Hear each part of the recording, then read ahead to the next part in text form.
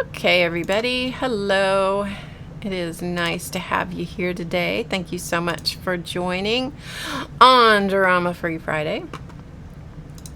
I don't know why I always sound like that. Why is that?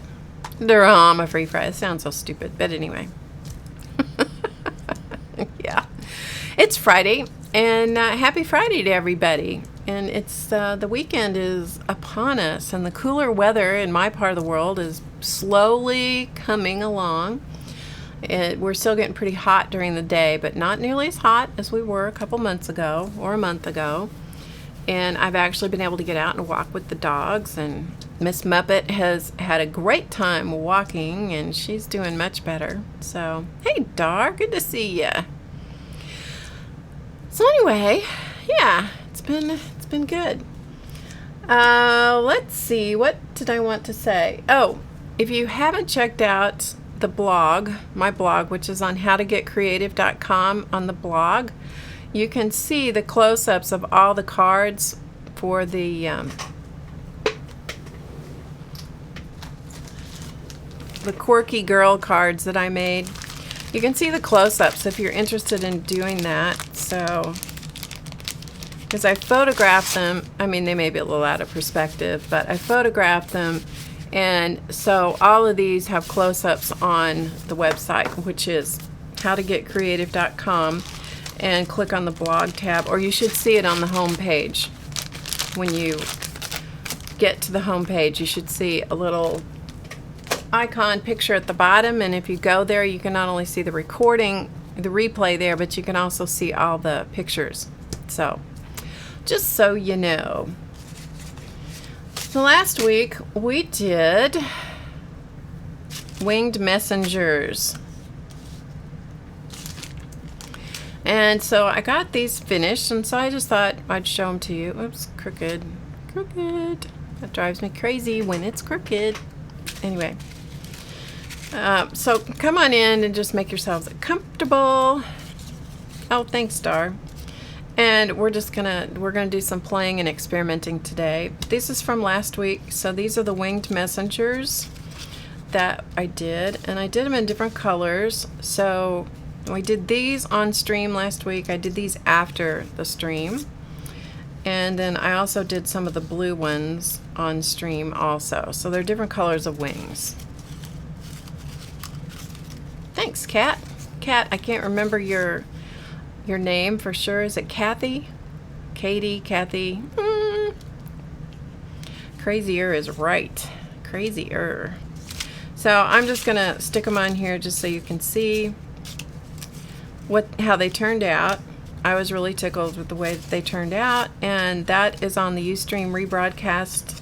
You can see that either on my blog, or you can see it also on YouTube. And the blog again is HowToGetCreative.com. And so here is the little, what they look like, and inside there's a little message for the person who finds them, and this one says choose to shine. Some of them are folded up little messages. Kat or Kathleen? Okay, great. Thanks, Kathleen. And so, and this is what they look like on the other side. And this was inspired by Susanna Gordon from the book Adventures in Mixed Media, I believe is the name of it. I don't have it here at the moment. I've clearly carried it off and filed it somewhere. Oh, well. The envelopes are all made from either paste paper or jelly prints. The wings I hand cut and colored. And so those will be abandoned various places, and hopefully will brighten someone's day. So apparently people felt sorry for me because I was hand cutting the wings because I didn't have a die to do the wings with. So apparently I had some people feel sorry for me, which was kind of nice, to tell you the truth. So inside this envelope right here, this came from Dee Dee, and she sent me one of Sherry's cards, hi Carrie, which I had not ever seen Sherry's work in person, so that was really fun to get a card from Sherry. And Sherry is SHERI 1975, I believe, in the chat. I think that's her screen name. And so this is one of the, there's a lot of detail, a lot of work in this little card. Let me tell you what. And on the back it says, not your ordinary store-bought card, hand stamped by Sherry. And that's embossed and everything. I tell you, you guys are good. So inside this card, she said, thanks for sharing your time, talent, and yourself with us, Dee Dee. So that was sweet. And so she sent me wings. She sent me wingage. She's feeling sorry for me.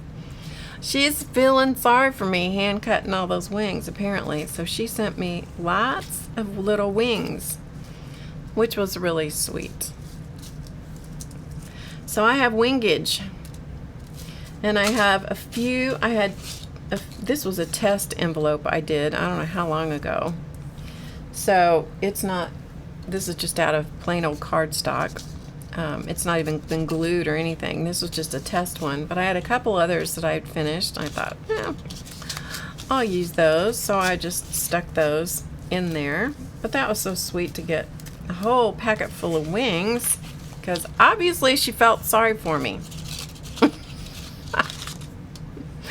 But she wasn't the only one to feel sorry for me, by the way. Mindy, our Mitts 26, felt sorry for me too, which was fun. It's fun to get empathy and sympathy and all of that, I'll tell you. So she sent me this great little packet of stuff that she said I didn't need to share, but you know what? I'm going to share it anyway. So there you go. So she sent me this sweet, look at those sweet little faces. Golden Retriever puppies. How sweet is that? And then she typed a note, fixed a note for me on the other side. But these packets that she sent me, she had them wrapped beautifully in bleeding tissue, which I've never had, and so that'll be fun to play with. And fibers, which will be great for my dolls and so forth. Hi, Malou. Welcome. And I mean, I love this stuff. I always love this kind of fiber. Love it. Makes great doll hair, and love it. So inside this packet, I mean, I was so shocked she did this, but it was so fun. So inside this, she sent me envelopes. So this is a different kind of envelope, and this was, let's see, Cottage Cuts die. So this is a Cottage Cuts die. And so, I mean, this is a nice little envelope too. That's a nice die cut. So I'll glue those up, and there's some more. She sent me, I think this is adorable with the kitty cats. Because she suggested, and this is fish food and stuff, animal related. She said that she thought maybe I'd be leaving some at the vet's office or at the dog park. And I thought, what a great idea. I hadn't even thought of that. That is a great idea. Paw prints, more paw prints. So those will be fun to make into little winged messengers. And and here's another one. So there was this one also. So those were all cut from the Cottage Cuts dies. And she sent the most adorable puppies. And don't you think these will be fun? Slip a little puppy in there. Don't you think that'll be fun? I know. Put some little puppies in there. And a little message. Don't you think somebody would just think that was great? I mean, who cannot smile at these puppies? I mean, even if it's a breed of dog that you're not crazy about, the puppy, you can't resist a puppy. Look at those. Those are corgis, I believe. And so sweet. Doesn't that look like, that kind of looks like Sarah over in Scotland. Kind of looks like her puppy. Not exactly, but kind of. Anyway, yeah, so sweet.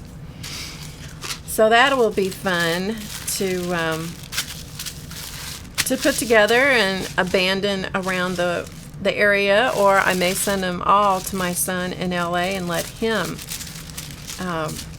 abandon them all. I thought he and his girlfriend would have fun doing that.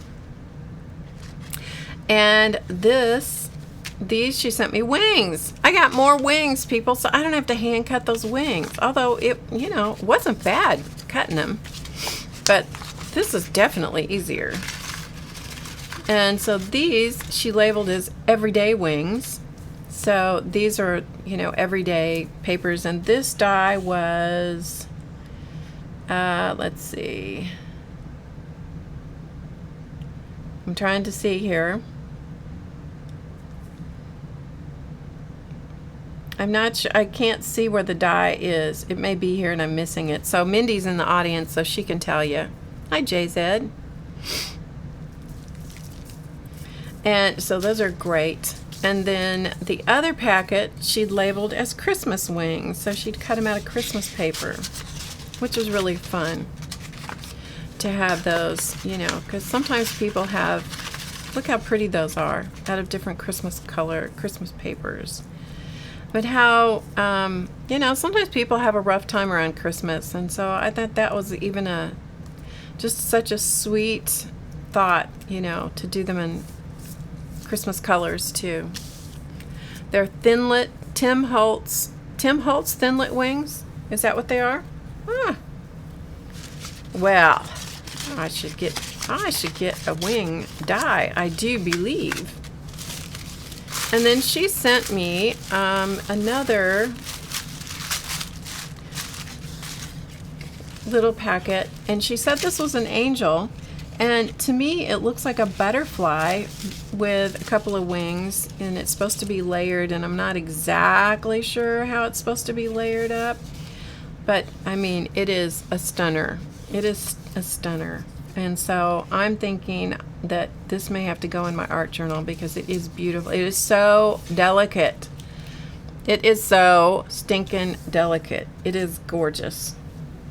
Beautiful. I don't have these delicate kinds of dyes like that. I mean, that was amazing. It's amazing to me that anything cuts like that, you know, accurately.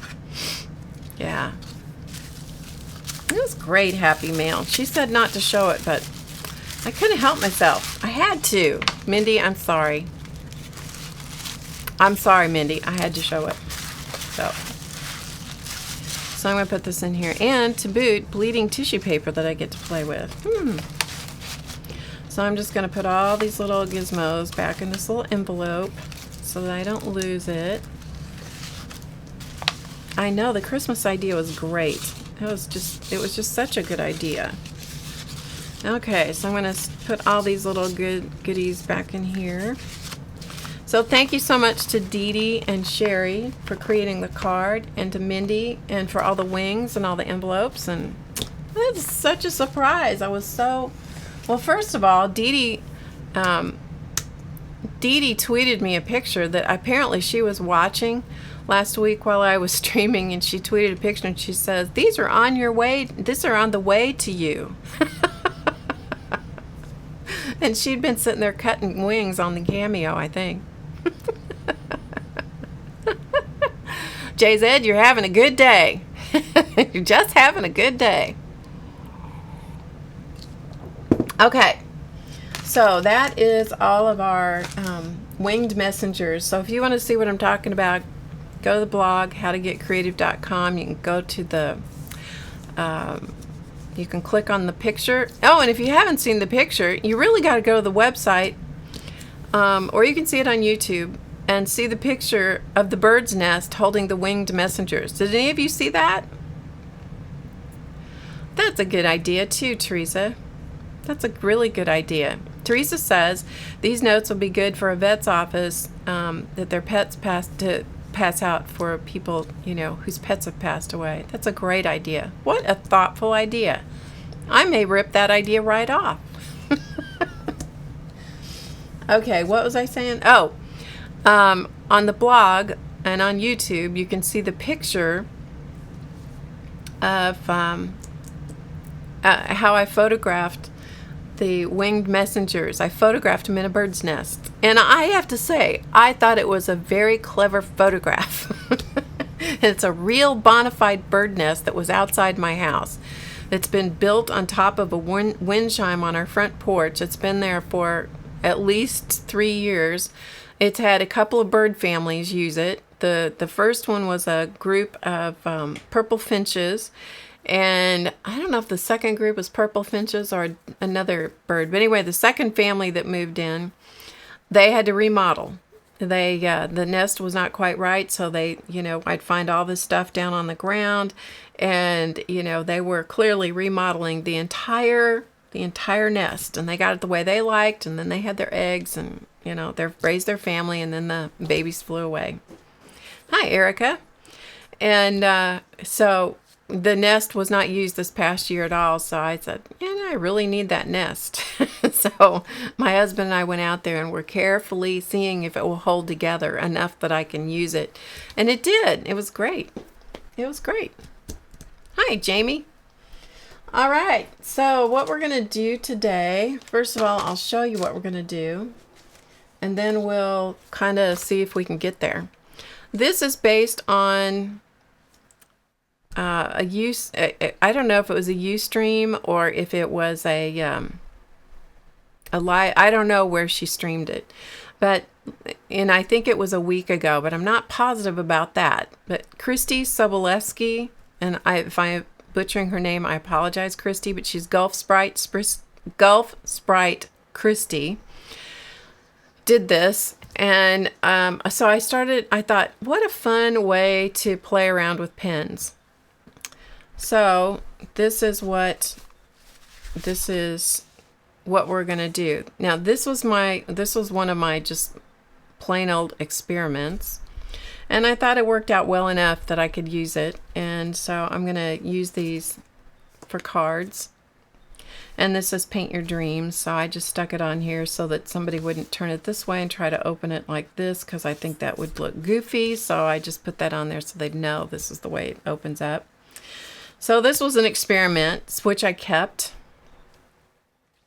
And this was the next one that I played around with, which I liked better. This one was purposely composed to, there's Miss Muppet making her presence known. So this one I purposely composed this way. Again, making it a card. I may put a sentiment on here. I'm not sure yet.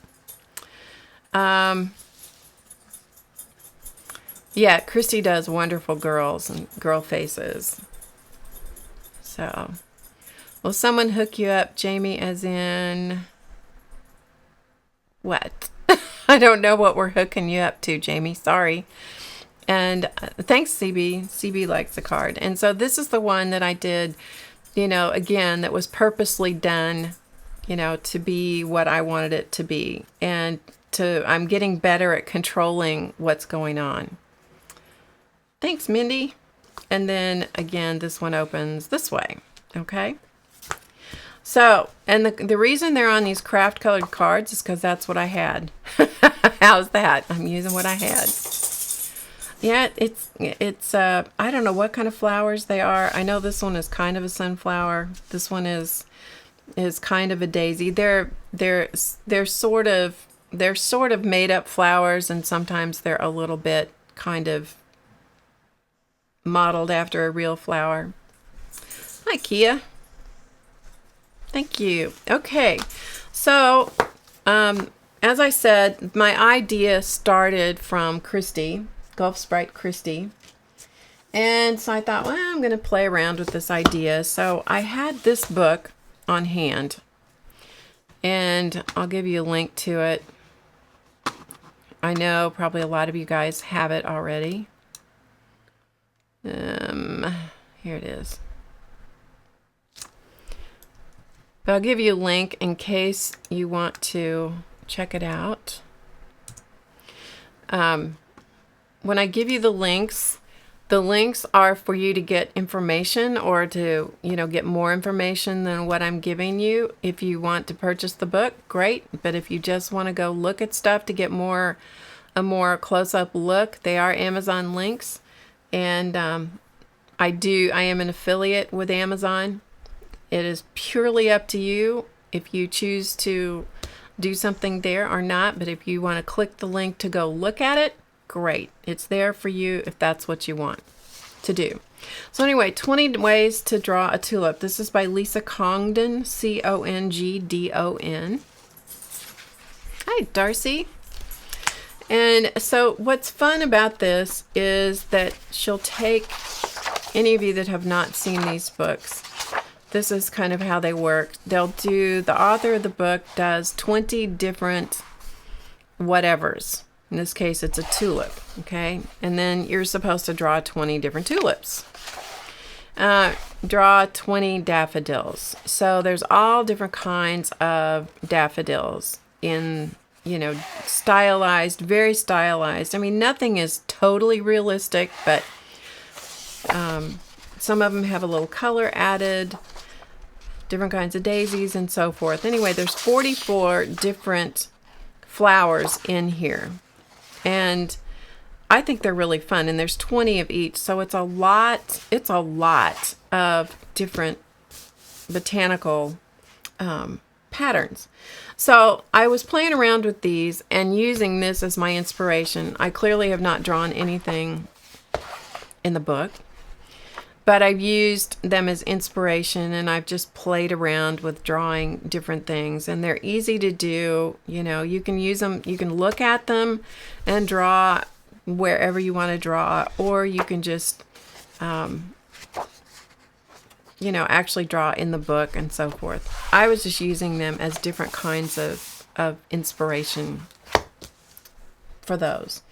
And so I was playing around with different kinds of flowers. This all preceded happening across Christie's, Gulf Sprite Christie's recording that I found on YouTube, but I know she did it live. Anyway, so I was just playing around with the different styles of flowers that were in here, 20 ways to draw a tulip. And also, you know, just looking at the different styles. Some of them I made up my own. I was just sort of working on an S-shaped composition, just playing around with that. And then I happened upon that recording that I watched of Gulf Sprites. And I thought, you know, that would be a pretty fun thing to try and do. All right. In the meantime, I happened upon another book. And this one, I saw this book and I thought, oh, this is so cool. I love this book. You're going to laugh. So that's this book here. And you're going to laugh when I tell you that it's written by the exact same person. Lisa Congdon, Congdon. Yes. No wonder I loved it, because it's so similar to this one. I know. But this one is different. This is actually a coloring book. And it's single-sided paper. The paper is a cardstock kind of paper. It appears to be about 60-pound or 65-pound paper. And hi, Di. And so what I'm using this for is, as opposed to coloring in it, which maybe I'll color in it, I don't know, but these are more fanciful kinds of things to look at, as opposed to, you know, like they don't have specific names. Like there's not a page of daisies and a page of tulips and a page of daffodils and that kind of stuff. It's more fanciful kinds of images to look through. So I thought that I would use this more than as a coloring page, but more as something that would just be fun to use as inspiration for these cards. So that's where I started out, and then ended up combining, kind of putting it all together and kind of combining things. So the way this works, I don't have the pens that Gulf Sprite has. And so I started playing around with the pens that I do have and just experimenting to see what they would do. Yeah, lots of flower drawing examples for sure. So here is what I did to see. Whoops, sorry. Ignore that in the chat. I was in the wrong screen.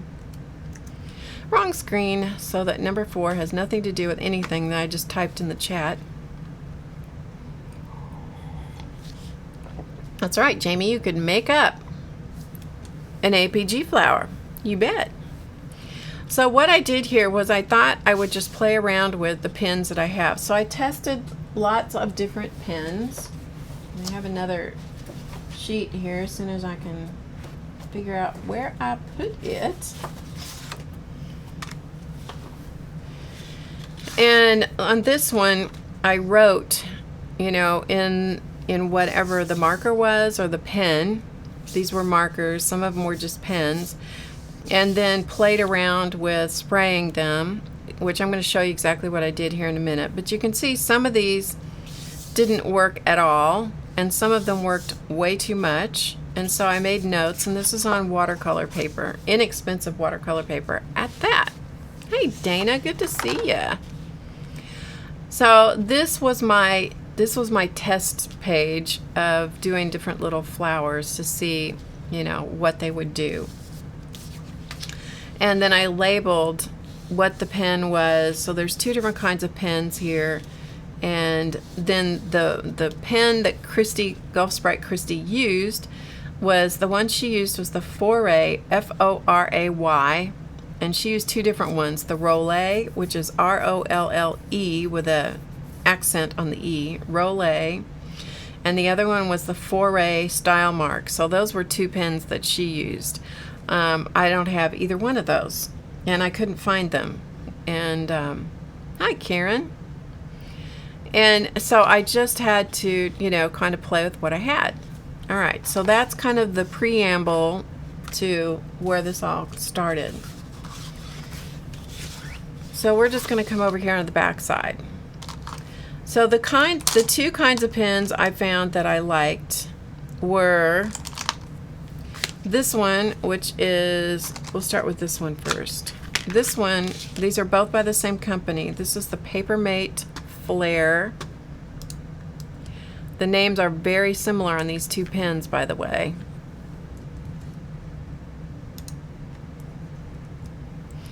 Okay, so that's this one right here.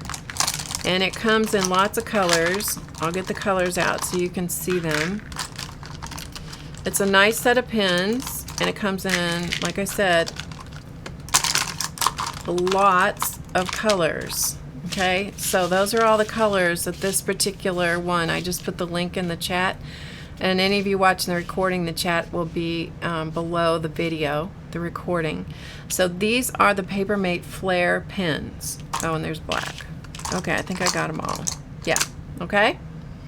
So that's what these are. And they're PaperMate Flair. All right, then I have these other ones that are also by PaperMate, and both of these pens worked for me. And this is the Liquid Flair, PaperMate Liquid Flair.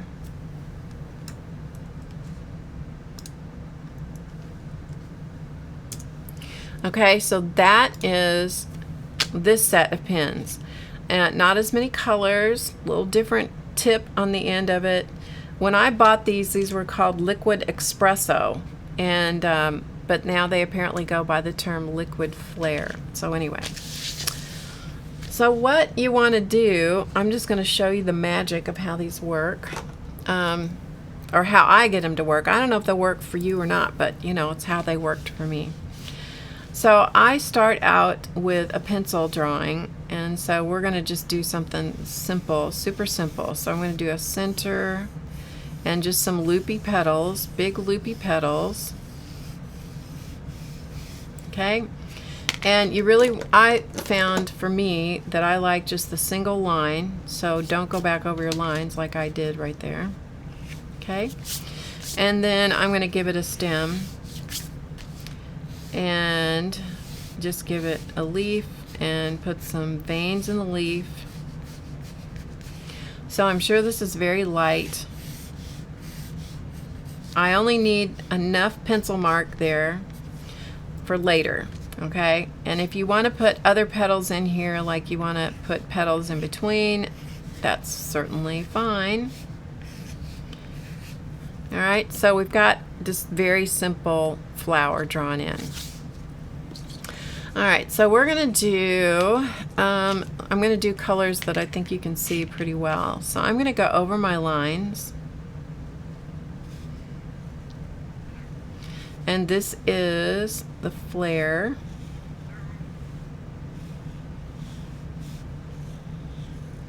Doesn't have to be exact on the lines, but you know, kind of. And then I'm going to put in some, I'm just going to scribble in some extra color. I'm not filling it, I'm just scribbling in a little bit of color. Okay? Then I'm going to, just for grins and giggles, I'm going to fill in some red back here, so who knows what kind of fantasy flower this is.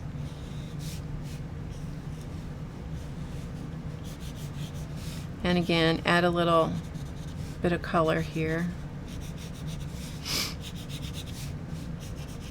Okay, so we got a little color going. And then I'm going to come in with a yellow, and I'm going to just kind of color around in this. More dense in the color at the ends and pretty light in the middle. And then I'm going to use a little bit of black, and I'm going to just kind of scribble around the edge of this a little bit. And maybe put some dots in the middle a little bit. And then I'm going to go down here to the stem. So let's go use a light green.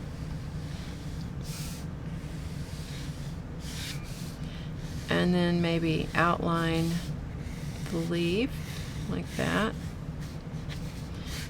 And kind of go over some of the veins. So you can tell I'm being very loose with the marker. I'm not pushing very hard.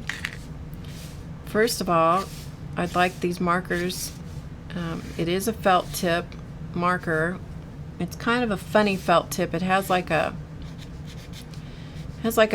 plastic holder around. I don't know if I can show this to you or not. Let's see. Let me see if I can get in really tight. I don't think you can probably see that, but there's plastic around the tip, and then the felt tip extends beyond that. But anyway, yeah. So now I'm going to come down here. I'm going to put some of the darker green in here. Okay? Is everybody with me so far? Indian blanket flowers. There is a flower like that. Well, that's pretty cool. I had no idea. So everybody's with me so far, right? All right? All right. So I'm going to use a paper towel, and this is just a spray bottle of water. All right. All right, here we go.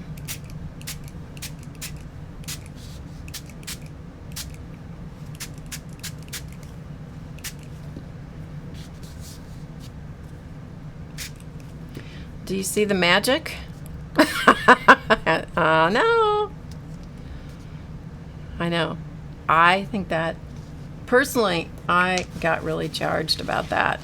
Now, if there's too much of it bleeding out, more than I want it to, then I just take a little paper towel and I just dab up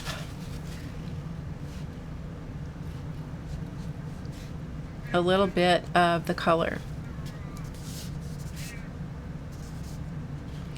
But do you see what it's doing? Now the reason you gotta have the pencil under there is because the pencil is what keeps the lines for you, because some of the time it depends on the pen. Some of the time all of the detail will go away. Now I lost a lot of the detail here, but I still have my pencil lines to go back, and I didn't lose everything. And what's nice about this, that I've found in my playing around with it. And like I said, these are the pens I'm working with. Christy Gulf Sprite was working with a completely different pen. You just have to get out your pens and just try it and see how things react. Okay, so after it gets to a certain point, you know, whatever that point is, then I just start drying it.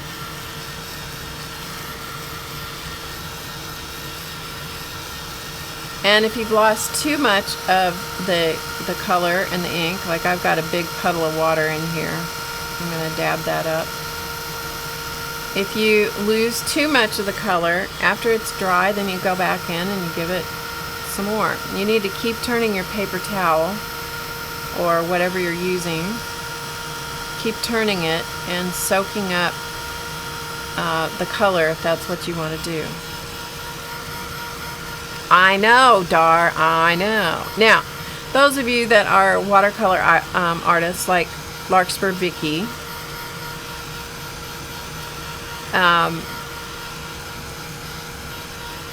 you know, they can paint their own stuff, you know, easily. Not me. This is my kind of, yeah, exactly, Janice. It's like poor girl's watercolor. Yeah. Do you try to create a groove in the paper with a pencil? No. The pencil is really light. There's no groove created with the pencil. And Jamie says, have you tried misting from above and just letting the water fall? I have not. CB says, have you tried with ink lines under the colors? Ink lines under the colors. What kind of ink lines? This is ink. I'm not sure, CB, that I'm following you. Hi, Sharon. Okay, so once this is dry, and the paper does get hot, so, you know, be careful. Once the paper is... Hi, Angela. So once it's dry, you can see that it does change a little bit. And so at that point, you can come in and, you know, if you want to, you can add a little bit more color. Give it a little more something, something.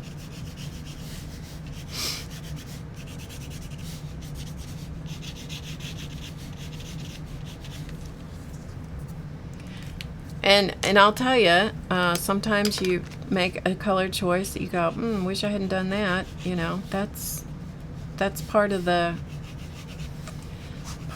fun of the whole thing. For me, it was anyway.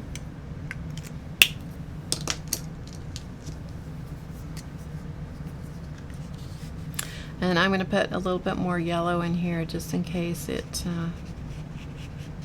wants to go away. And then I'm going to go in with water again.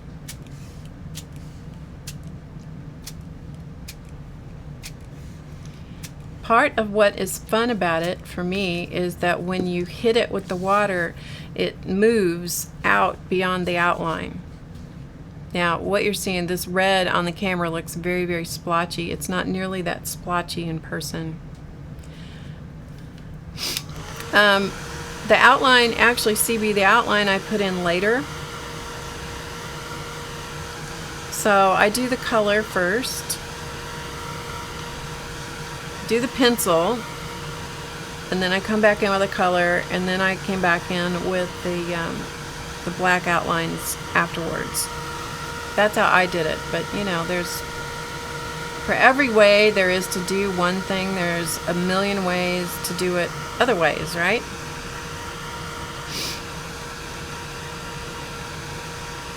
Now these pens that I'm using, I bought them back whenever I bought them. I've had these liquid Flairs for years.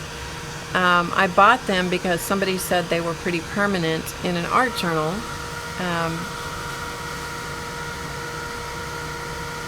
I don't know whether they are or not. You know, I was on my eternal quest for finding pens that worked over acrylic paint. That was what I was looking for. And, you know, that's what I was headed for back in the day, whenever that was, long time ago. Yeah, got just ahead. That's right. Dar wants, can she have it or should she make her own? Depends on whether you have the pens, Dar. Okay, we're gonna see. Now I've also, this is one of those spray bottles that you get at the pharmacy, or you know, it's meant for travel, air travel. This is a spritzer actually that Claire got Paint Your Hair. Claire sent me. This is like the Ranger spritzers, except it was a bigger one. This one I think was put out by Diane Reevely. I actually like this one better than this, but you know, you try different kinds of spritzers. And I know that Gulf Sprite, Christy was using one that was a great big water bottle when she was playing with it.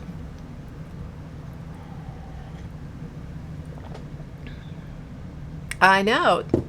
Marilyn said, inspirational technique really creates a lot of possibilities. It does. So it's pretty much dry now. And then I'm looking for my pen. Then I went to this pen, which is said to be waterproof and fade proof. This is the Uniball Vision. I think it was the Elite. I'm not sure. Uniball Vision is what it says. And I'm not after, you know, really heavy, perfect lines. So I just kind of sketchy lines. And what this does then is kind of sharpens your image. But I'm not after perfect lines. I am after just kind of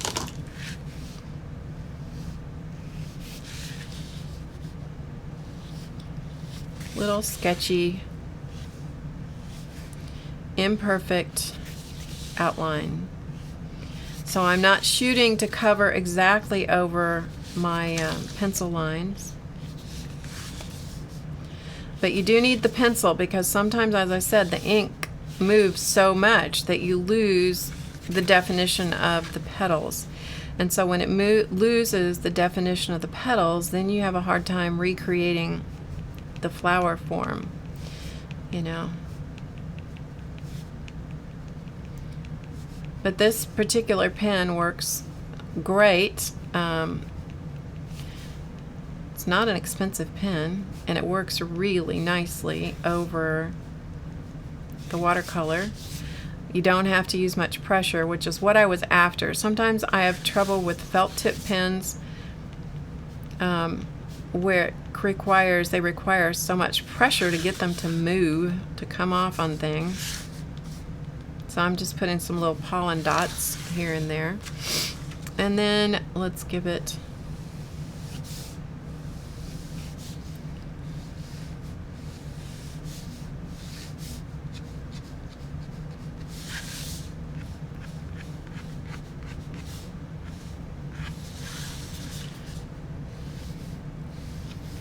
kind of that artsy-fartsy kind of feel, you know. And there you go. How about that? This is cold pressed watercolor paper, is what this is.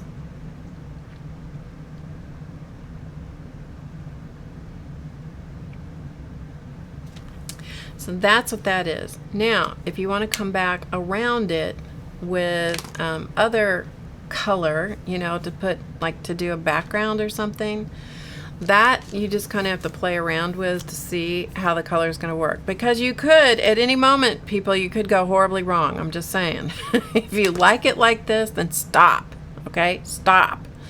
If you want to do more and you want to put in a background, for example, like I did on this one, I put the background in after I got the flower done. So the blues were done afterwards. Okay?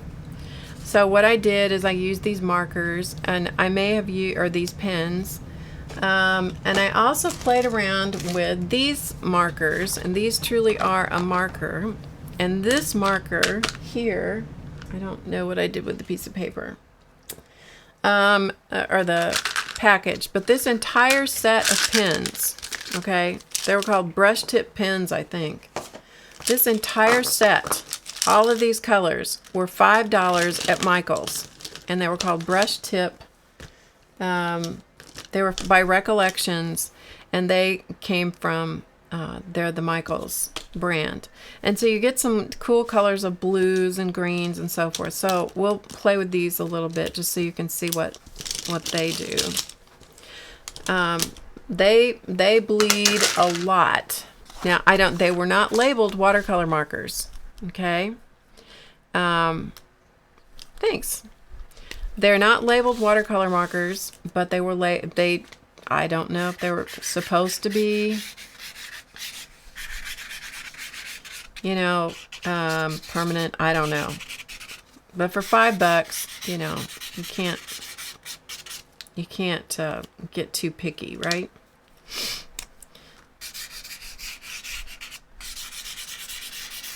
So and remember, we're just playing here, just so you kind of get the idea of how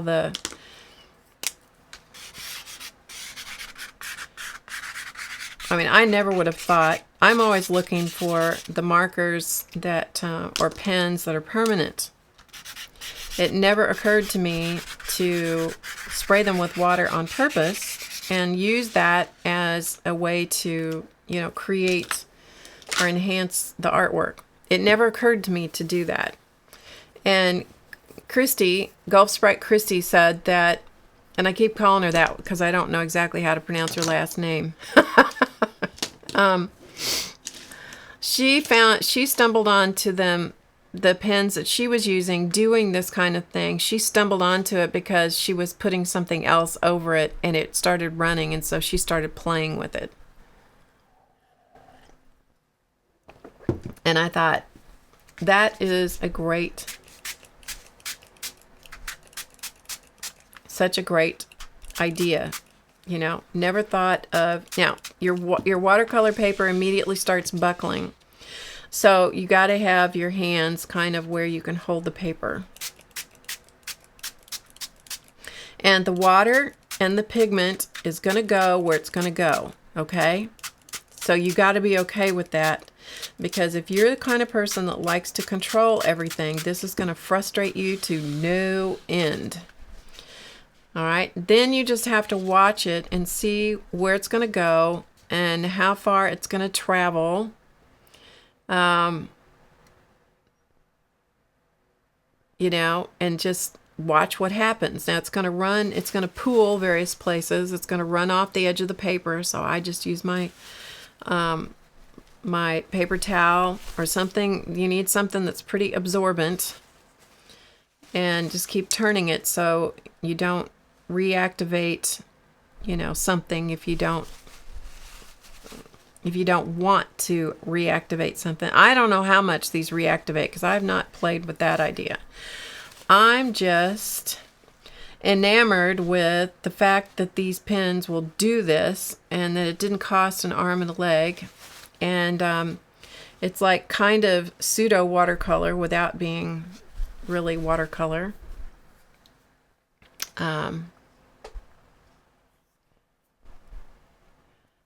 Jamie, I didn't see it. Put your link in. Put your link in there.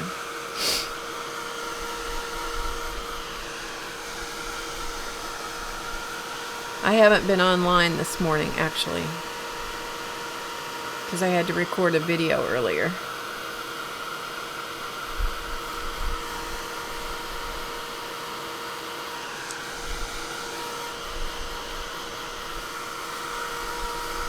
I love the brightness of these colors. You know, I just think it's really amazing what they do. I like that you don't know what it's going to do. I like, you could probably do something similar in the background with Tombow markers, or maybe even the distress markers. But remember when I showed you this over here, where I said this, sometimes it goes completely away? That's a Tombow marker in here, and I lost all the lines completely. I also did this is a distress marker here, and I lost some of the lines. So, you know, you can play around with pens that are supposed to be water reactive and see what happens with those as well.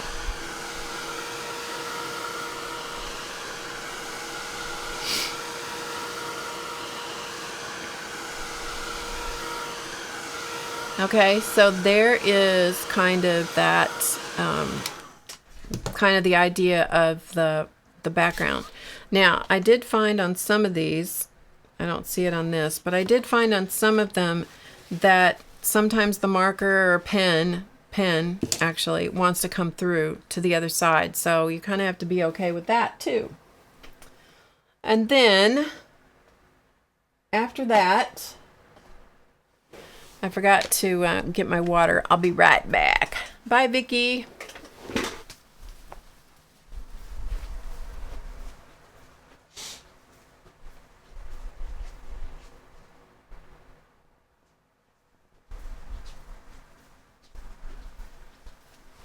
Yeah, it needs to be completely dry, which this is just something we're experimenting with, so it doesn't really matter. Oh, here's the thing. These were the pens that I got. These were these brush markers, Recollections, brush markers, 24 pieces, and it was $4.99. So, you know, and you can see the ink reacted. It doesn't react the same way that the pens do, but it does react. So, all right.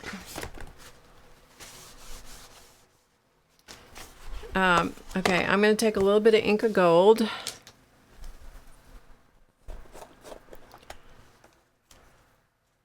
Okay, a little bit of Inca Gold.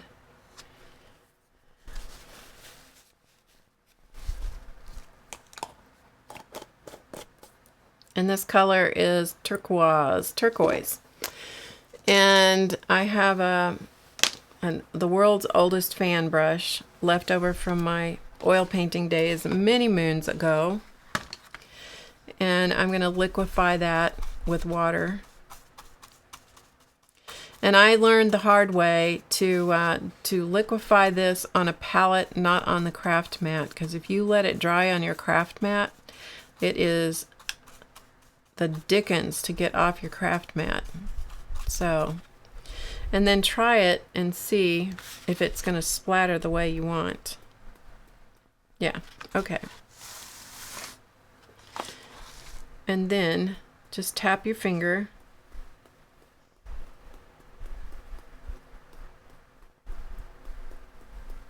And if you don't want it to show on the flower, then you need to lay something on over the flower, you know, to protect it a little bit. For me, it's fine, whatever it wants to do. And then when that dries, when the Inca Gold dries, and you could get a similar effect with metallic paint that you water down, but I have Inca Gold in quite a few colors, and so I like that because then you get that, you know, really cool metallic fly specked kind of look. Hi, Linda. Dar says, "Oh my God, I did it, Barb. Yes, I'm yelling, holy watercolor." You know, I'm not the one that figured it out. I'm just the one that took it and went my own direction with it. You know how that goes. Okay, so then you just let that dry, and I'm sure you won't be able to see the sparkle and reflection from the Inca Gold, but you get a nice reflective sparkle from that, which is very cool. Yeah. So that is how it is. All right, let me see if I can show this to you close up. Let's see if we can get...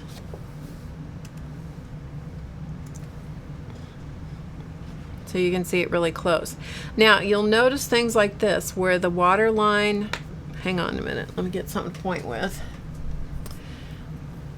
Sorry, right here, where the water line dried out, you know, in its own way. You get the same thing like down here, where the water spot dries its own way. You got to be okay with that. And it bleeds out in its own, the way it wants to go. As long as you're okay with that, you know, it's a fun technique. If you're not okay with that, this is not the technique for you to do. Okay?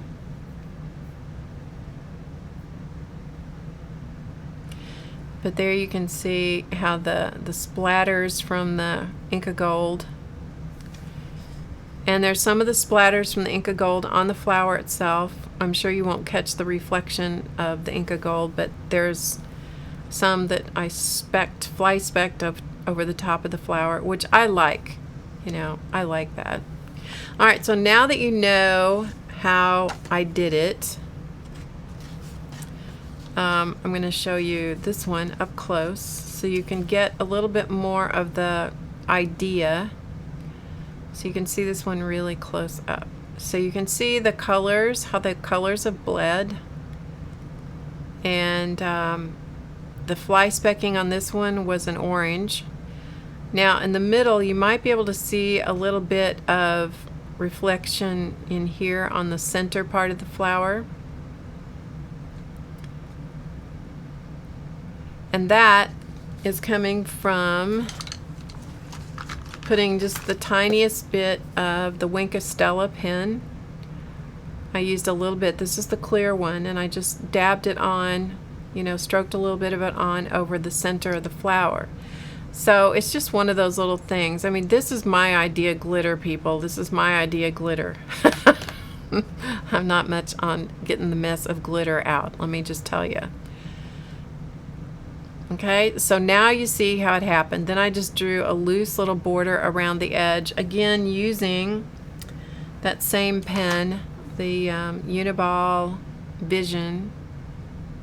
So that's where the little border came from.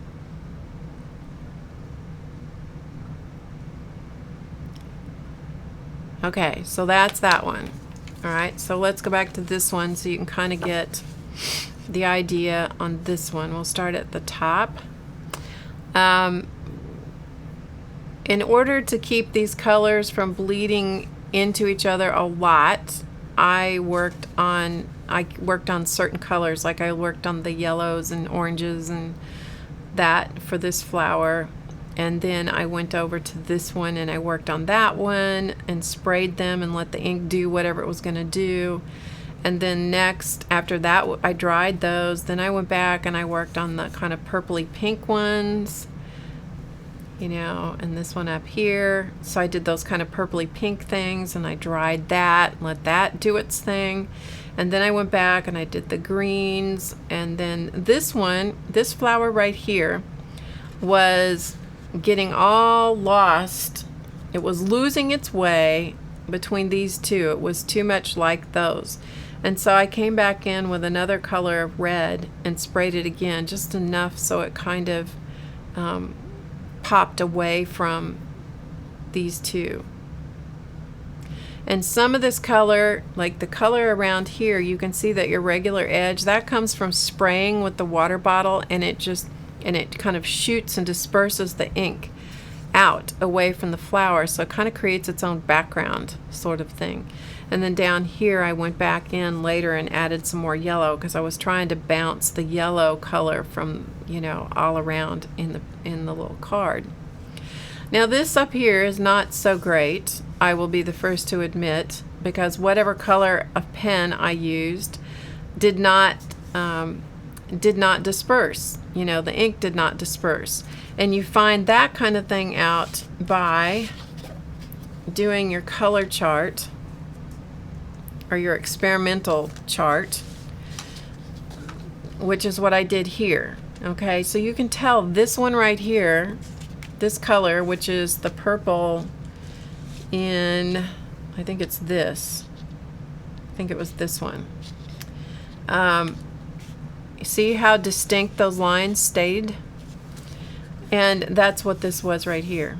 How very distinct those lines stayed. They didn't disperse. The ink didn't disperse. So, you know, you got to be okay with stuff like that. So I may put the sentiment right up here, you know.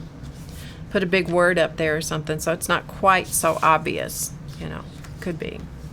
Now this one, we'll go back and look at this one a little bit because this was my experimental sheet.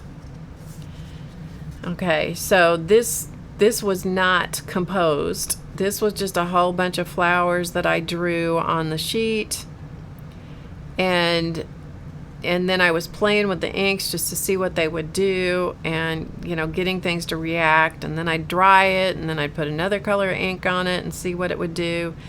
So there's no composition here. However, when you look at it, as the whole card, it's not bad, it's a little congested, but you know what? I'm giving these away, so I did some faux writing out here, that's my own faux writing. It would be better if I'd stamped it with a faux writing kind of stamp, but it's not great, but it's not the worst thing I ever did. And I splattered it with the pink Inca Gold on the top. So yeah, so there you go. So do you guys think that's fun? It looks like you think it's fun in the chat. All right, so shall we do another one? This time we'll do a real one. Need a little drink of tea. All right, so as I said here, it's a good idea if you make a chart with the paper, the same kind of paper that you're going to be doing your cards with, or whatever you're doing. And I have two different kinds of paper here that I used. These two were inexpensive watercolor paper that I bought. It's 90-pound watercolor paper. This is what I was playing on. I happen to like this watercolor paper, which real watercolor paper, real watercolors probably would faint that I like this, but I like it. And this is a cold press paper, and I like it because it's relatively smooth. And then I also got a piece of hot press watercolor paper, a big sheet that I cut down, and that's what this is. So I've done it on hot press as well as cold press paper. So all right, so the point is, if you want to really know what your pens are going to do, like if you want to know, it's handy to know ahead of time that you have a color that's not going to bleed, because then you will use that appropriately. It's also handy to know that a color like this just bled completely away, which is that one. Okay, I think it's this one. Is that the color? Let me see. Yeah, this is this one. That's that. This is the blue. So I did the same shape all the way through. So this is the green, this is the dark green, this is the blue, so it completely dispersed. I don't know which one of these. See, I should have written, well, the colors are not written on them. They're not that expensive, so they don't write the colors on them exactly. So it's a good idea if you would do that, but somehow, notate what was what. Anyway, you get the idea. And then these down here, these are these pens, the liquid Flair. Okay? Dar used Fiber Color, cheap at Michael's. Fiber Color. Okay? I'm not sure what that is. Fiber Color.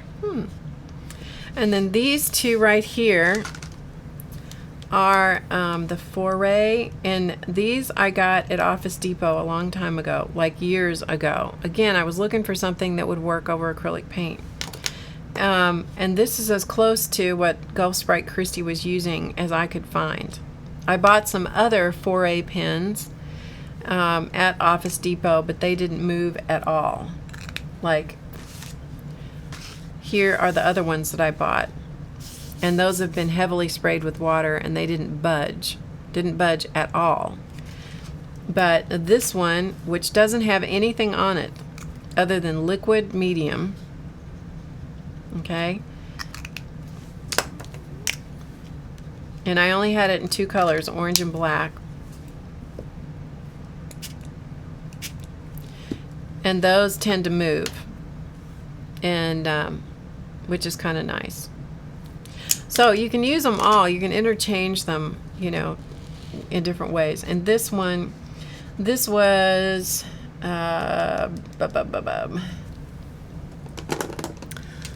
this was a Pitt Artist pen, the big brush, and it bled a little bit, but not much. So that's what that is. Okay, so make a chart if you want to see what it's going to do. Okay, Dar says it's a felt tip and a clear plastic box set of 20. Okay, cool. Cool. Fiber color. All right, so that is that. That's sort of the introduction to the process. And you can see I'm transferring color off of my paper towel, so you have to be aware of that also. Okay, so there's the little thingy dingy that we did. So let's maybe we'll play with one more.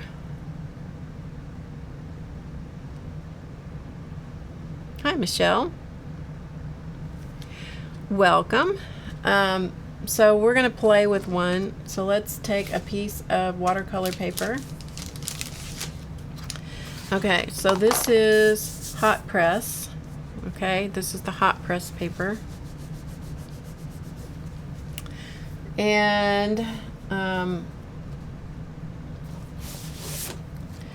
let's pick out a flower out of here to emulate, just to see, you know, just for fun.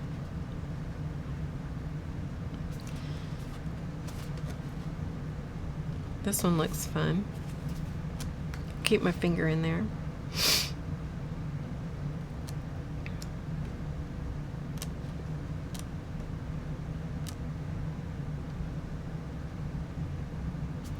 This would be a fun one to do. Maybe we'll do this stalk kind of looking flower. And these pages in this book, which is the Just Add Color Botanicals, it's a color, intended to be a color book. These are all perforated and they're single-sided, so they will come out. Alright, so we're going to use this as reference, which you're probably not going to be able to see, because for me to get this under the camera, you're not going to be able to see the reference that I'm using. So we're just going to kind of play around with the idea. So I'm going to give myself a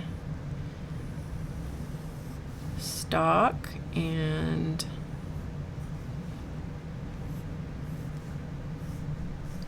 looks kind of like a bunch of leaves.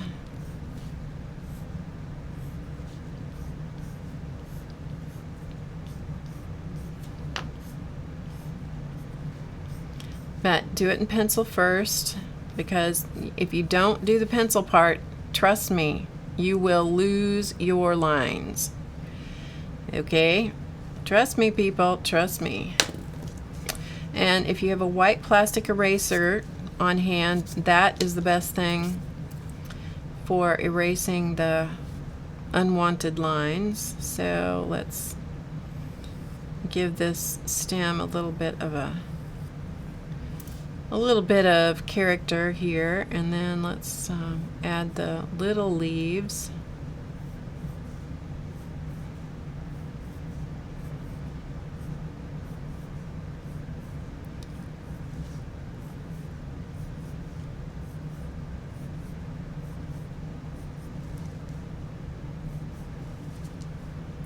Now I know that this is very light. The pencil mark is very light, and so you may not be able to see it, and that's okay.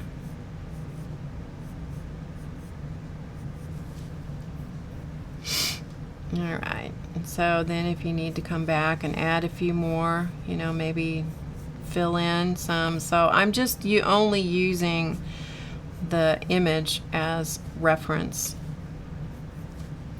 And then from there, once I kind of get a rhythm for what it is, then I'm going to kind of do my own thing.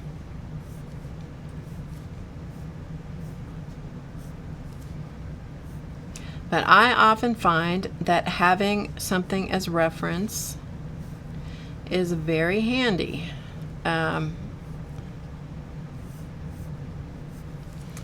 And then I kind of, as I said, go branching off and do my own thing. So then we really want some leaves.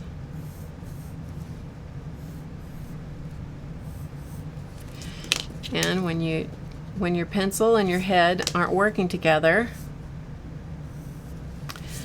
your eraser is your friend. Always let something go off the bottom. It's very nice if you have things that look like it's more interesting if you have things that come off the page. Okay, so we have that. Oh, and I've drawn this on the side that is going to show up the watermark. Well, isn't that special? We'll start again. This has got the watermark on it too.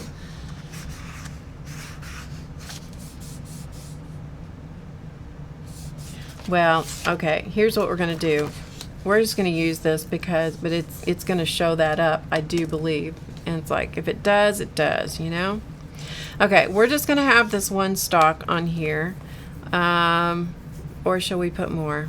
Maybe we should put more. We'll do another one. We'll add a couple more. Because if this shows up, you know, big deal. Okay, we've got this big stocky looking thing here.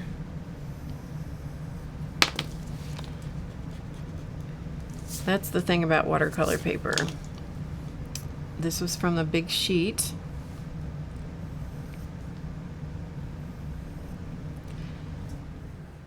And I cut it down. So anyway, we're just going to make it do. We're just going to make do.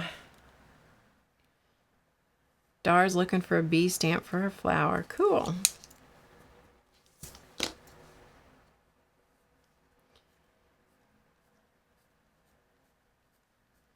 Okay, and then I'm kind of playing off this idea of this flower right here. So let's see. Let's kind of, looks like it has scary little faces, so we're not going to do that. Those look like scary little faces in those, some of those. I don't like that so much, so we're going to just kind of do our own thing.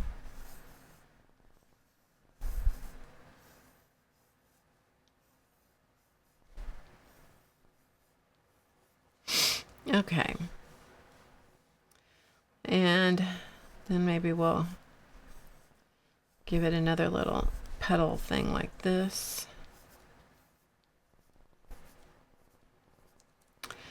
And then we'll give it a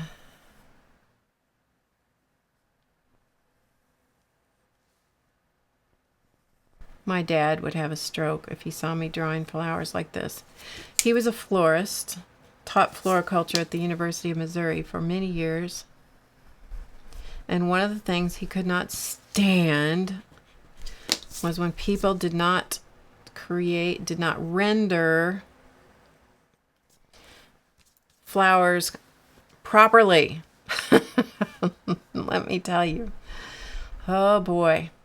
When I started doing decorative painting,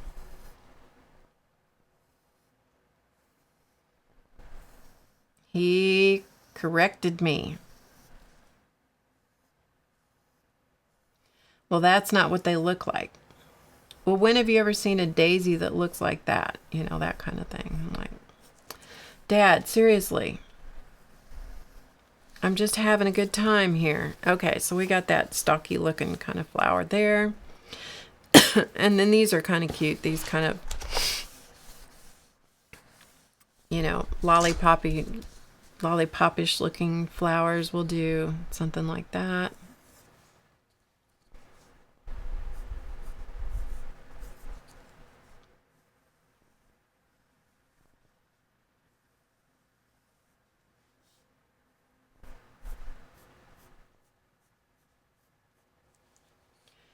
And then we'll just come on down to the ground. Our pretend ground.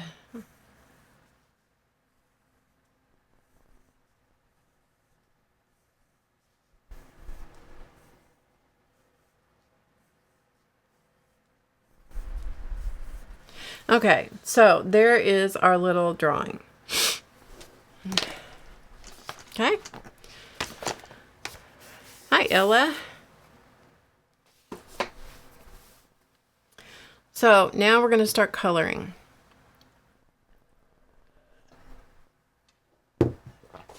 Well, coloring. We're going to start outlining with the pens. Okay, so I'm going to pull in my pens here. I'm going to work with these, the Flair pens. Again, any of you that were not here in the beginning, as soon as I find my mouse, there, right in front of me. Good night, nurse.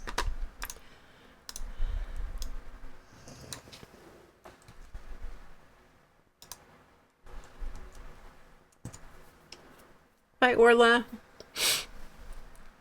So these are the two sets of pens that I'm playing around with.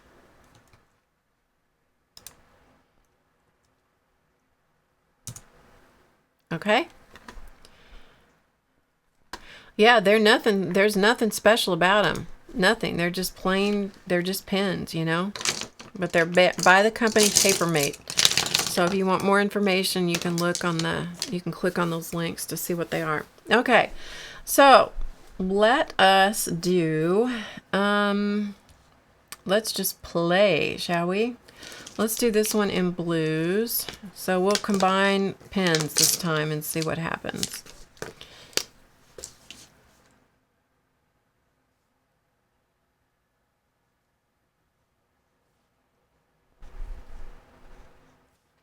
So I'm just kind of picking petals here.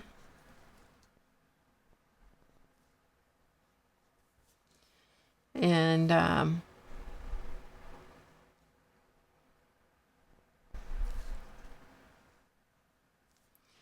going over the pencil lines more or less. It's nothing.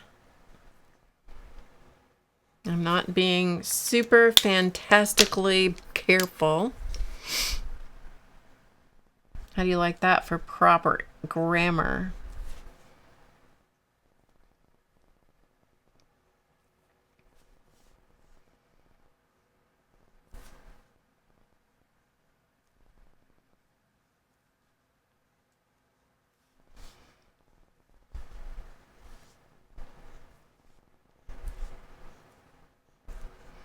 And I'm not even referring, I'm living dangerously. I'm not even referring back to my little color chart.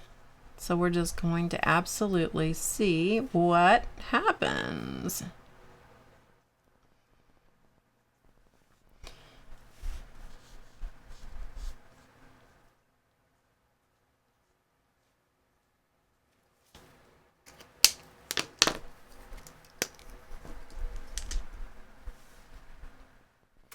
This one right here is the liquid Flair, the one that has this fatter body on it, plasticky looking body. This is the liquid Flair.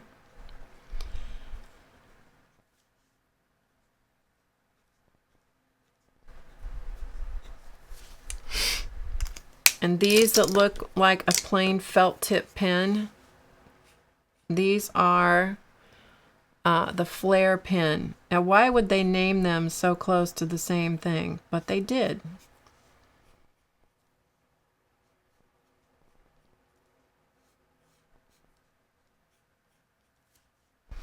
I have no answers for things like that.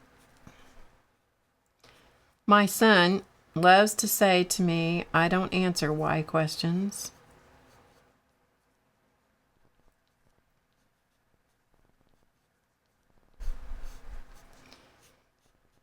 Because people always want to know, well, why did my computer do this?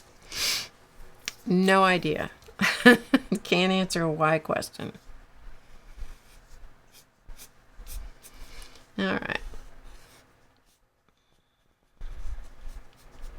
So just loosely putting in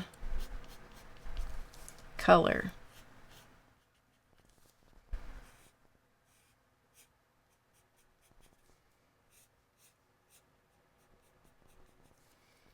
Okay. And we'll add a little bit more Maybe a little bit of this green. So I'm combining the pens here. And this one clearly is wanting to leak. So I'm getting more ink out of it. So I've had these pens for a long time. These liquid Flairs. So we have no idea what they're going to do. All right. So we got that. Maybe I'll go ahead and do the other greens on the on these other two flowers.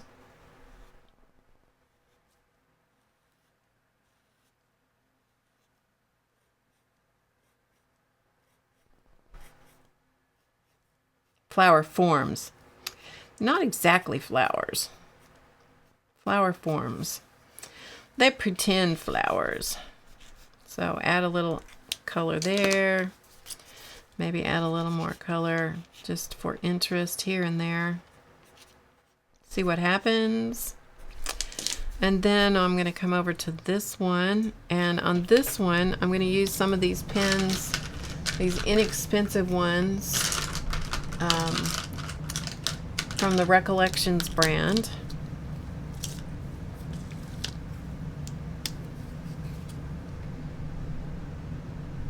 Exactly, Dana.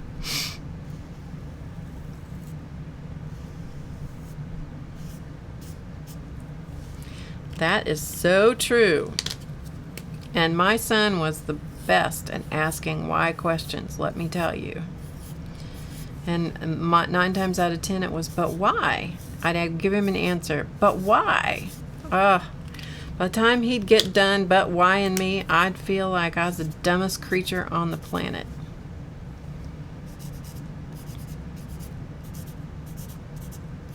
Okay, so we got some color on this. Let's see what happens. Okay, here goes. Let's see what happens. So I'm going to leave these and do something else with them.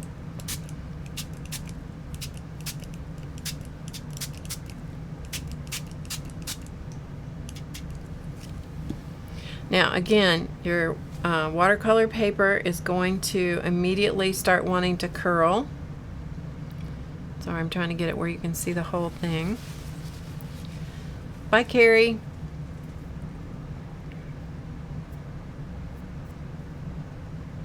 Yeah, Dar says, who, what, when, where, and why. Seldom do we know why. That is so true. So true. All right, now if you want this to kind of drip and run, then you marginally have some control over the dripping and running by the way that you tilt the paper. If you want things to kind of run into each other, you can kind of tilt things around a little bit. And then you can get your heat gun out and start drying. That also will help a little bit. Hi, Cheryl. Hi, Colleen. Welcome, welcome. So you can kind of control that a little bit. Once the curl of the paper relaxes a little bit, then you don't have that luxury of the color moving around as much. And if you want to soak some of the color up, just take a paper towel and or a Kleenex and just kind of dab it in there. But I love the way the water, when it hits the ink, splays out and moves that color around. I think that's so cool. It's water. It's not alcohol. It's just plain old H2O water. I don't know if you can read that, but it's just plain water.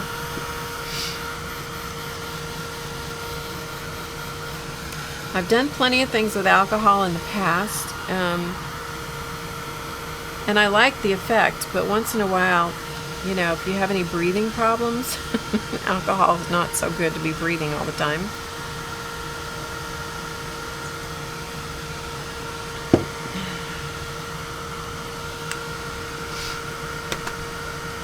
I'm using 3 kinds of pens.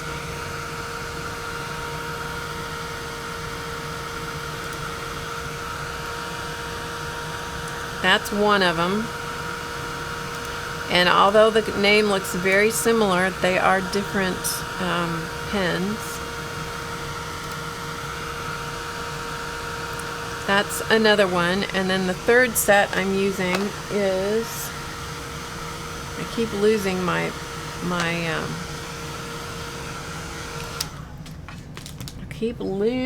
piece of packaging. This is the third one, the Recollections 24-piece brush marker set. That's the other one. Okay, so this is pretty dry.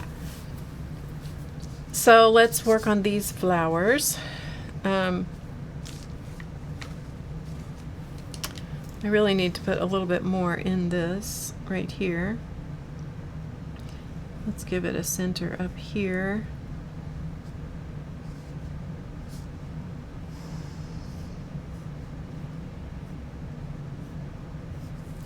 So just give it a little bit more oomph, a little more character.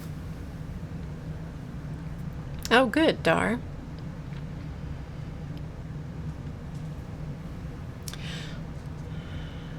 Okay, so let's do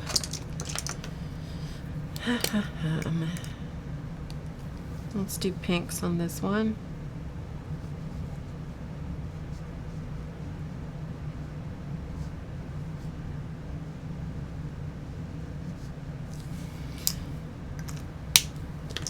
And maybe we'll put, now let's put orange in the middle.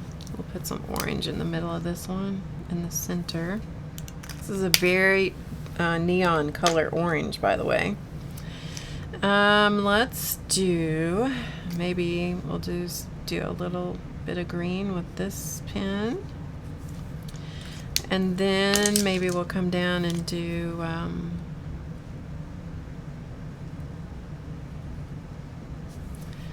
something like that, and maybe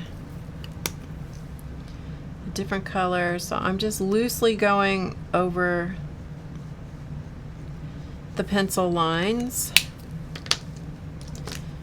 and then maybe some orange in here. Orange.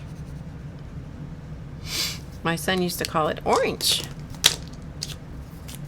It's funny how stuff like that sticks in your mind from when they are little. Okay, a little bit of color there. I'm going to put a little bit more color in here. And then we're going to come over to this one, and we'll do this one in, I think we'll start with yellow.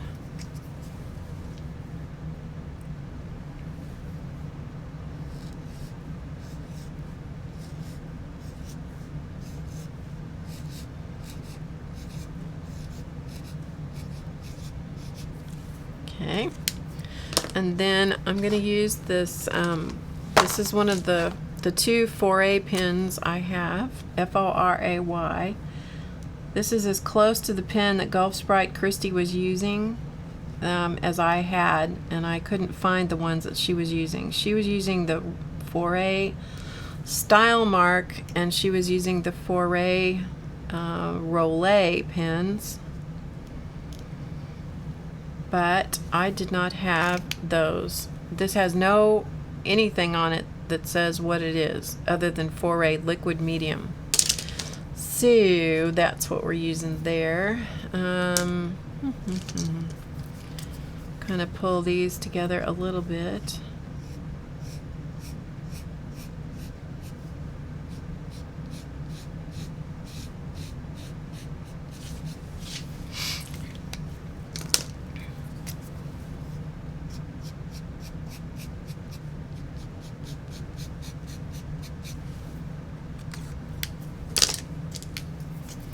And then I'm going to go back to the yellow, put a little yellow in the middle of these. I'd have no idea what it's going to do. That's the beauty of this, is you have no idea what it's going to do.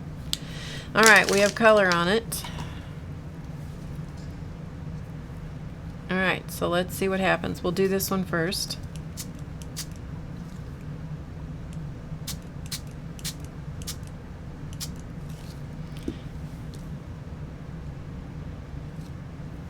And I have to say, when I see the water hit the ink and it disperses, I have to say, I think that is pretty stinking cool.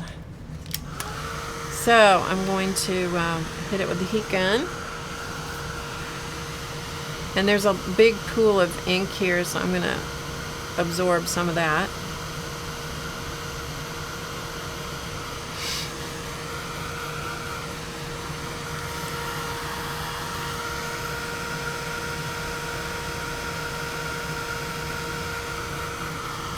And some colors seem to be more powerful than others, and so it'll go in and kind of move another color around, which is kind of fun.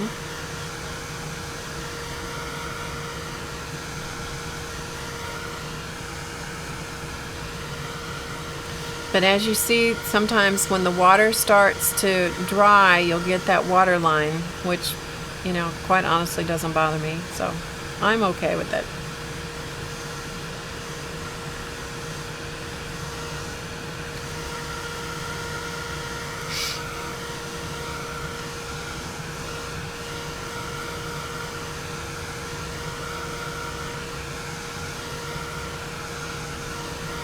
So it's kind of like uncontrollable watercolor, sort of, with pens that I have no idea what their purpose in life really is. I have no idea what their purpose in life is.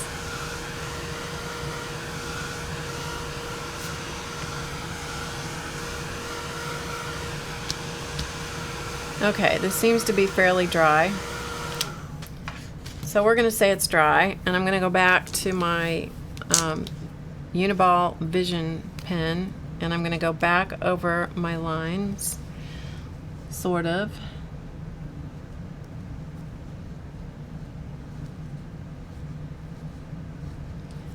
Light, sketchy.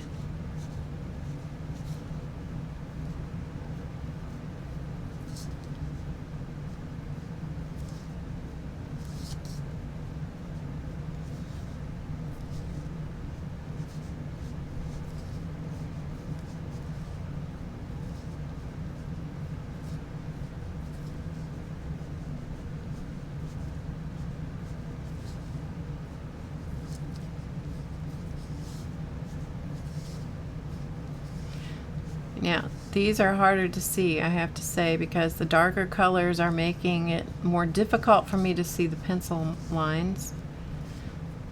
And so the curious part about that is that I'm having to make up some of it. It's like, oh well.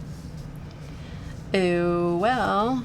Okay, I'm going to come back up here and put the center line inside the petals or leaves or whatever they are. We're going to call them petals because I don't know what kind of flower this is. I made it up. I didn't make it up. Lisa Congdon made it up, and then I just put my spin on it.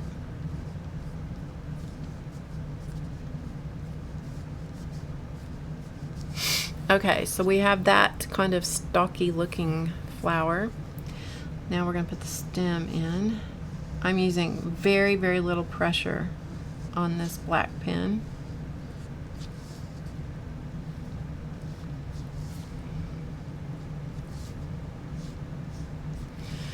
Okay, so there's that one. We'll come back over to this one.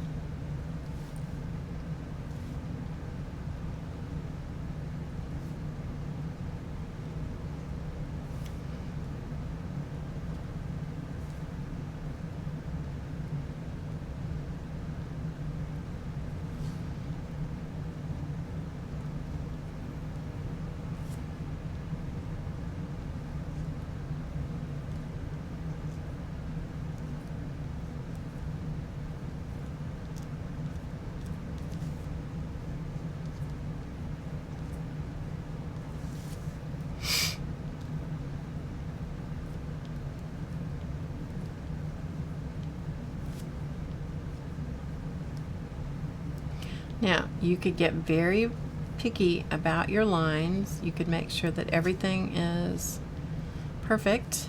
I prefer a sketchier look, so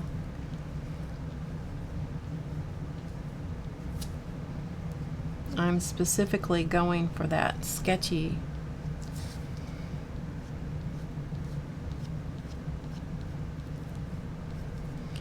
appearance.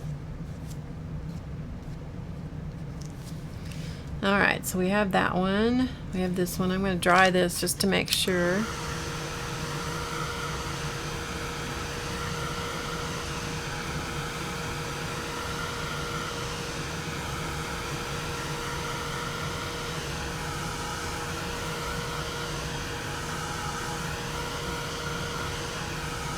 Okay, hopefully the ink is dry. We'll find out, won't we?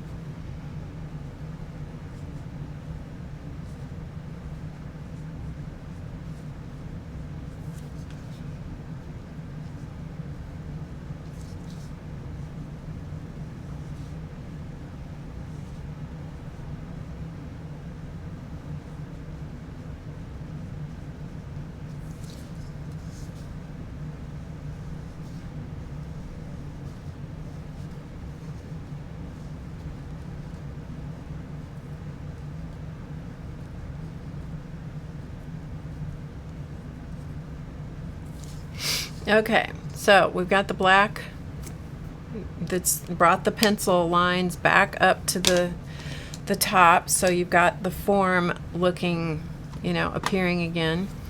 So this time we're going to splatter it with something. I want to splatter it with something that you can see, so we're going to splatter it with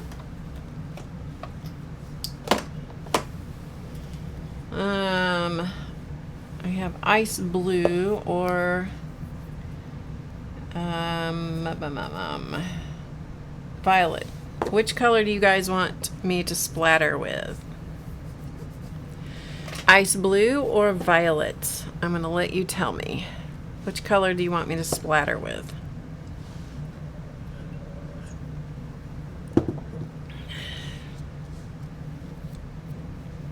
Thanks, Colleen. Nobody's speaking up. Must have a terrible lag today. Dana says violet. Dana, you win. Dana wins. She was the first one to speak up. Okay, so again, I'm going to put it on the palette.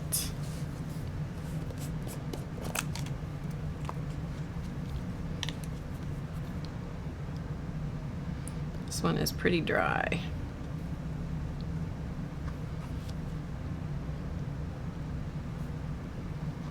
Pretty dry. Needs a new baby wipe and a little bit more water. I'll just spritz it with some water for the moment.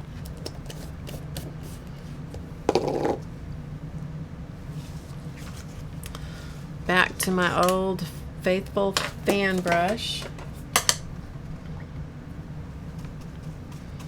Liquefy the Inca Gold.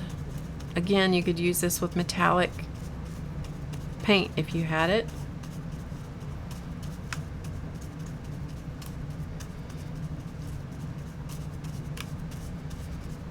And the drier the Inca Gold, the more time it's going to take to liquefy it. Pretty good. Okay. So we're going to let the Inca Gold go where it wants to go. I'm not going to try and control it. We're just going to give it a little bit of fly specking here and there. Call it good. Dry it up.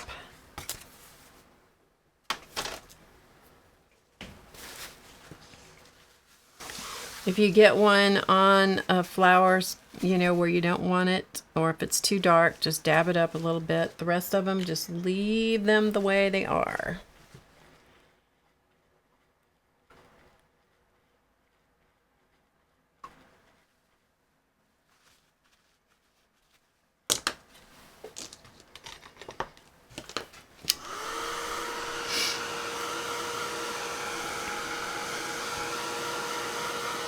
And if you don't want this on your flowers, you'd have to cut out some little masks and just lay them on there and splatter over the top of it. The Inca Gold dries out lighter. When it dries lighter, but you do maintain some of the sparkle, which is fun. I like.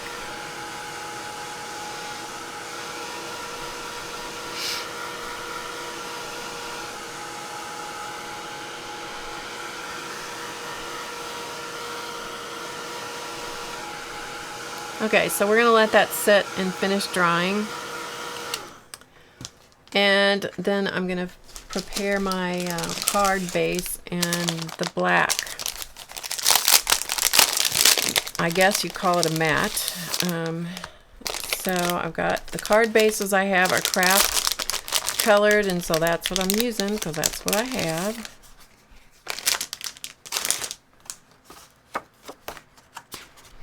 Okay, so let's make sure that this fits. Whoops, got two of them. Make sure it fits fairly well. It's a little big. It needs to be cut off a smidge. We'll see if I can cut off a smidge. That's always tricky business, cutting off a little teeny tiny bit. It is always tricky business. May or may not work. Yeah, doesn't want to work. I'd be better off to cut a new one. So this may or may not work. We'll find out.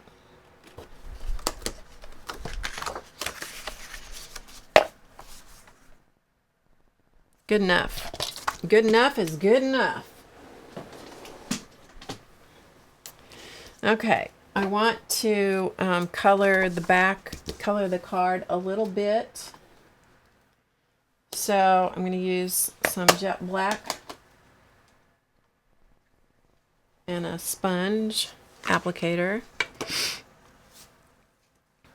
Thanks, Cheryl. And all I'm going to do is ink the edges of the card base.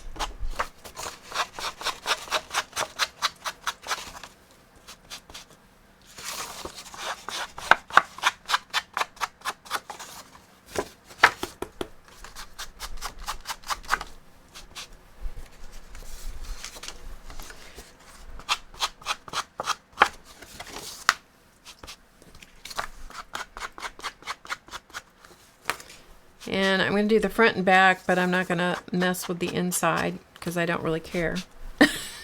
How's that? How's that for attitude?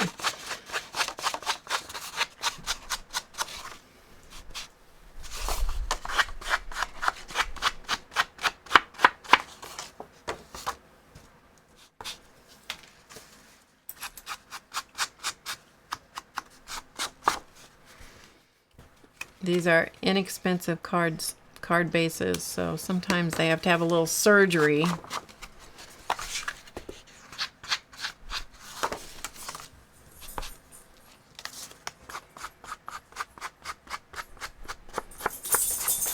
All right, so we have some black. Okay. Now, to edge the black cardstock, I'm going to edge it with a gold pen. And this is the Krylon 18 karat gold leafing pen, which I love. It's a paint pen. You got to shake it really well. They don't last forever, I will tell you that. Or at least in my experience, they don't. Bye, Michelle. Thanks for joining us today.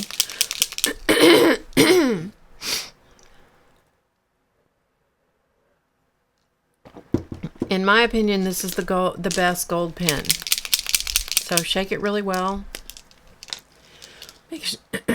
Make sure that it is working.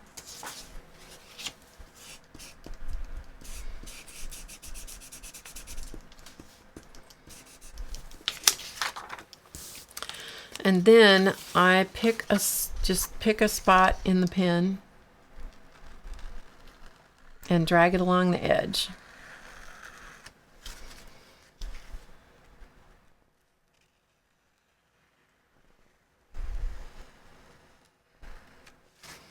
And it edges the card really nicely.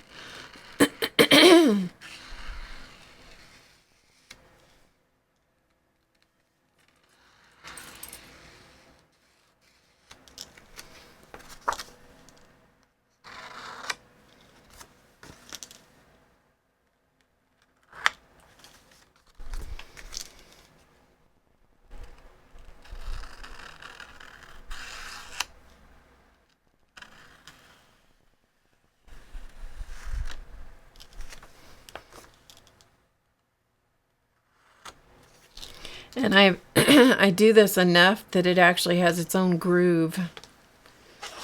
It forms its own groove. Whoops, sorry. Get myself in the right screen here. I don't know whether you're going to be able to see this or not.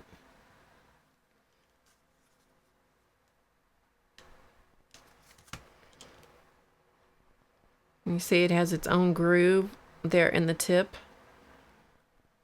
So it works for stuff like this really well. It does. It makes a perfect line. It absolutely does. Okay, so I'm going to hit that with a heat gun just to make sure it's dry.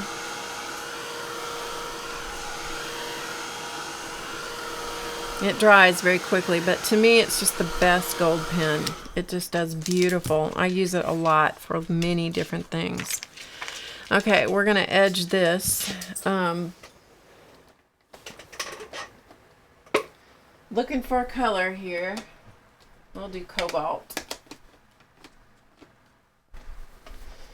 Use cobalt ink. It doesn't matter. It could be black. It could be whatever, but I'm going to just use cobalt because it was close to the top of the pile.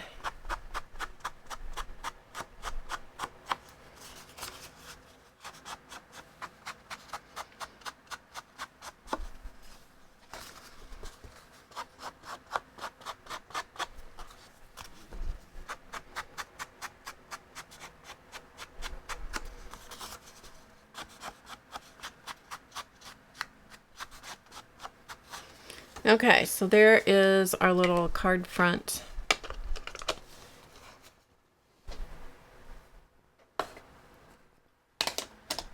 And I'm going to, again, hit it with the heat gun.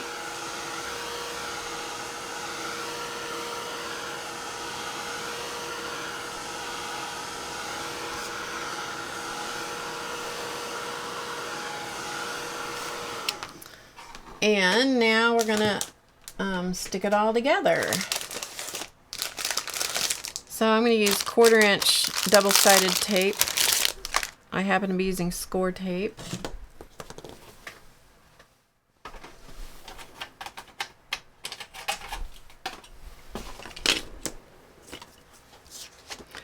But you could use whatever you want to use. This is probably the worst part of the whole process for me.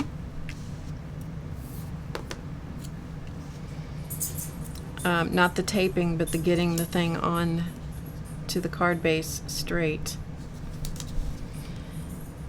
Sometimes I get it and sometimes I don't.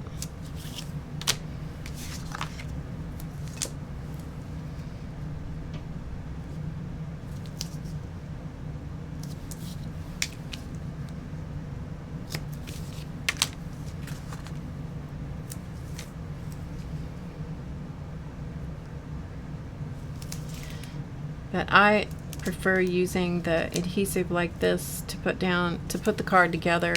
Even though it's challenging, I find it less messy than trying to work with liquid glue, which I really like liquid glue a lot, but for this kind of thing I find it easier to use tape.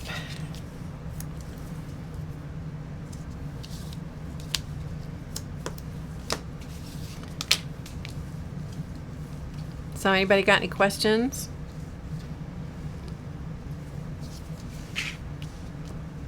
Thanks, Angel Bug. Miss Angel Bug Cheryl.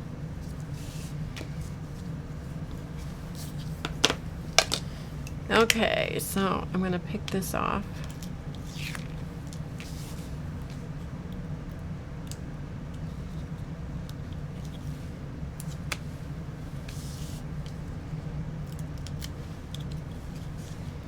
And I don't know who I learned this tape trick from, if it was Xandra or if it was from Happy Diane, or who I learned it from, about starting the tape papers in the corners like that.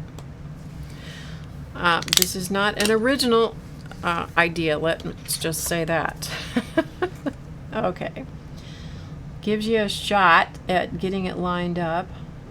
It's best if you stand straight up over it, but I'm not.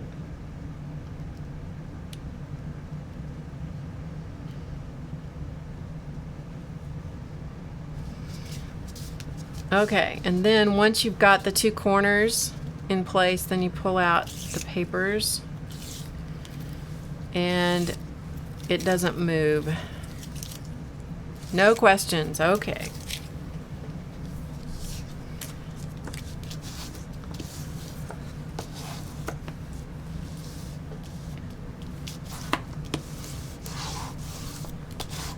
Okay.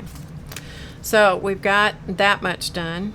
And, you know, even though I tried really hard, there's a little more black over here than here, but, you know, hey, is what it is. On Ustream, when you're doing this stuff live, you get what you get. You know what I mean? You really need to stand straight up over things when you're trying to center them. You need to be up on top of them so you can really see what you're doing. So we're just going to pretend that it's fine. Because you know what? In the final analysis, nobody's going to know it anyway. And on top of that, if the card police come after me, oh well. It's Drama-Free Friday, I'm going to tell them. I'm going to say I made this on Drama-Free Friday. So, Drama-Free Friday, there are no card police, art journaling police, painting police, watercolor police, or anything else, or quilting police, or sewing police allowed. So there you go.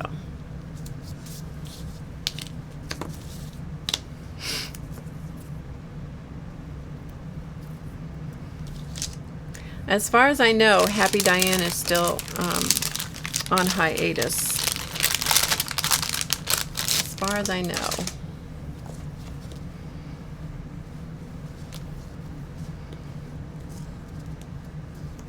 She does the most incredible cards. There are lots of you guys that do amazing cards, that is for sure.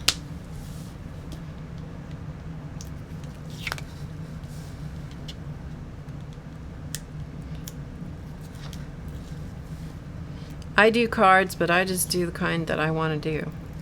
And however they end up is how they end up. I don't pretend. I've never pretended, nor have I ever said to anyone, this is my forte. Alright, so here's the card base. Here's the card top. Now, in theory, this should fit. But that's if everything is square and cut perfectly.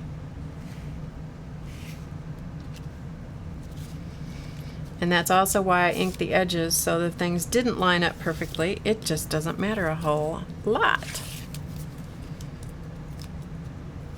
That's right, Sandy. She says if the card police come after me, just deputize myself. That's right. That's what I'm going to do. I'm going to say Sandy Chick told me to do it. And I got a little bit of adhesive hanging out.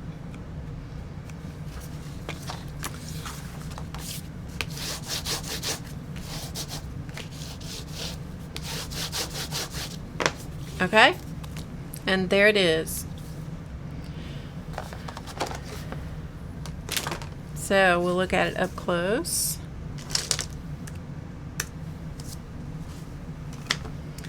So that's a little too close.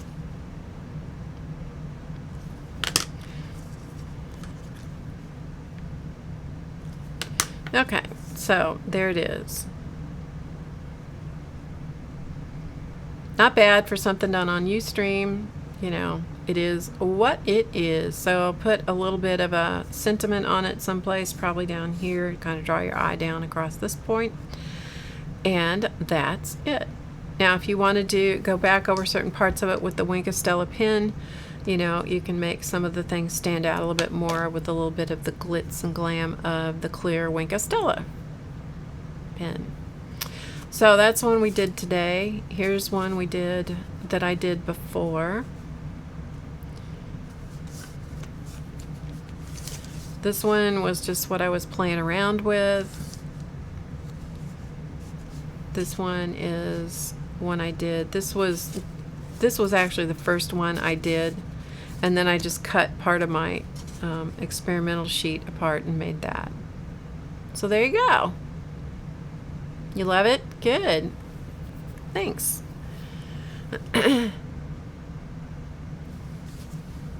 Okay. And so that is that. So does anybody have questions before I take off? Oh, and then we did that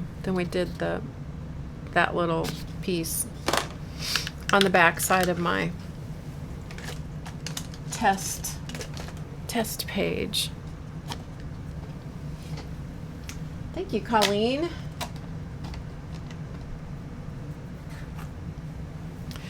So I'm just clearing the decks so that the sponsors have room to find a spot, because we know how the sponsors are.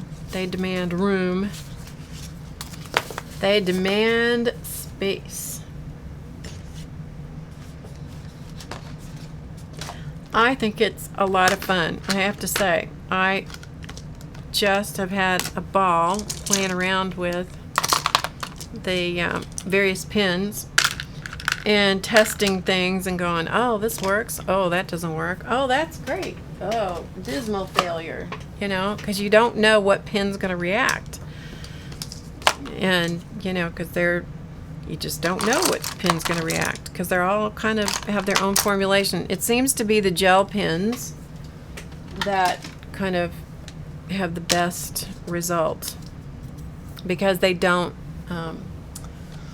the ink doesn't dry right away. I think that is what the secret to the whole thing is, that the gel ink doesn't dry right away, because they're not watercolor pens. But anyway, so go watch Gulf Sprite Christie's stream from last week. You can watch it on YouTube. And I don't know where she's streaming. Did anybody know where she's streaming? Oh, you're welcome. But it's my take on what she did. You know, I love experimenting with something that somebody else has done in the past, because I think it's really fun to just see what you do with it. Okay, I think I've about got room here for the sponsors to come out and see everybody. Cleared the decks a little bit.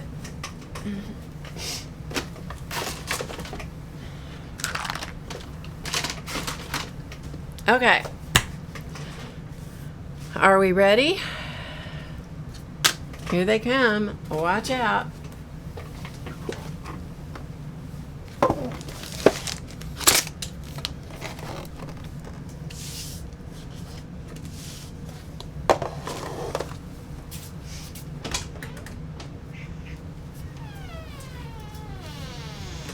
Hi, boys.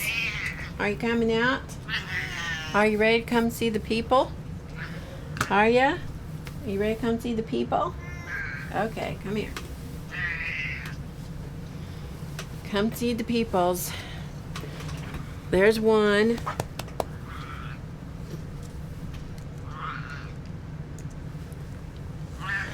Scooch back just a little bit.